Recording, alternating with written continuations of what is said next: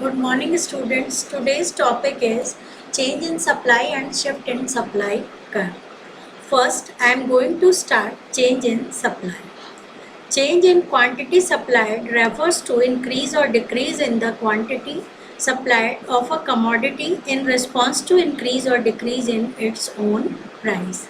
Other things remaining constant, whereas change in supply curve refers to the increase or decrease in supply of commodity in response to change in other factors like change in technology, price of raw material, occasional situation, tax, etc. इसमें बच्चों इसमें दो concept दिए हुए हैं, एक दिया हुआ है चेंज इन सप्लाई और एक दिया हुआ है चेंज इन सप्लाई कर्व. ठीक है, sorry, shift in supply curve. तो चेंज इन सप्लाई में तो क्या होता है, सिर्फ प्राइस को हम वेरिएबल मानते हैं और अदर थिंग को कांस्टेंट मानते हैं. जैसे अदर थिंग में क्या है, टेक्नोलॉजी, रॉ मटेरियल की प्राइस, ओकेजनल सिचुएशन, ये सब इसमें कांस्टेंट होगी. सप्लाई पे जो इफेक्ट देखने को मिलेगा हमें वो प्राइस के कारण देखने को मिलेगा. ये जो दो ग्राफ आपके इस पेज में दिए हुए हैं, first we will try to understand the change in quantity supplied with the help of a curve. X axis पे हमारे क्वांटिटी सप्लाइड दी हुई है, QS दिया हुआ है, और वाई एक्सिस पे गुड्स की प्राइस दी हुई है. तो आप जब इस पहले वाले ग्राफ में देखेंगे तो आपको दिखेगा कि जब प्राइस हमारी 2 रुपीज़ थी तो हम कितनी क्वांटिटी खरीद रहे थे, 10, सॉरी सप्लाई कर रहे थे 10, और जब प्राइस हमारी 4 हो गई तो हम क्वांटिटी बढ़ा देंगे 15.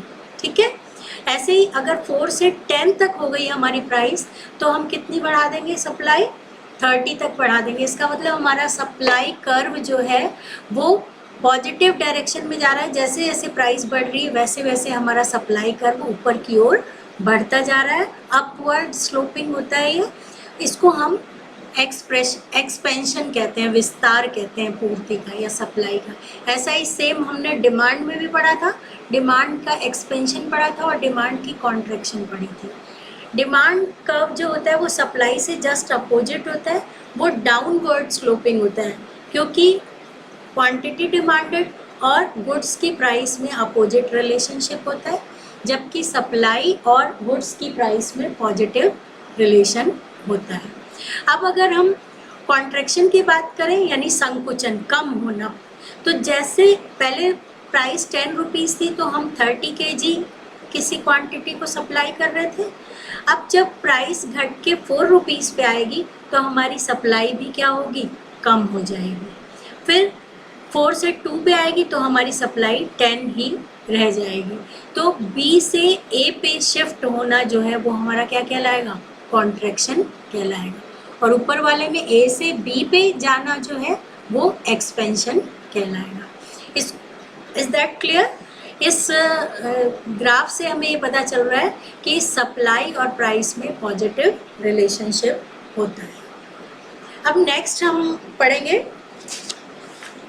Shift in supply curve.